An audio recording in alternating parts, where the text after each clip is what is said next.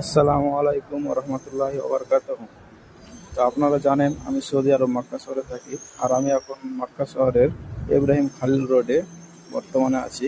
আপনাদেরকে আমি একটা ঐতিহাসিক জায়গা দেখাবো, তো সম্পূর্ণ ভিডিওটা দেখতে থাকো। তো ইব্রাহিম খালিল রোডের বাম পাশে ঠিক এখানে লেখা আছে আই লাভ ইউ মক্কা, আর সামনেই এই জায়গাটা দেখছো, এটা ইব্রাহিম খালিল রোড। আর এটা হচ্ছে মক্কা মসজিদ আল হারাম। তো মিনারাগুলো দেখছো, ওটা হচ্ছে মক্কা মসজিদ আল হারাম। আর আমি এখন যাচ্ছি ওই ঐতিহাসিক জায়গা, তো সম্পূর্ণ ভিডিওটা দেখতে থাকো। ফাইনালি আমি ওই ঐতিহাসিক জায়গাতে চলে এসেছি। এই সেই জায়গা, এখানেই জাহিলিয়াতের যুগে মেয়েদেরকে জীবিত হতে মাটি চাপা দিয়ে দিত। এই সেই জায়গা।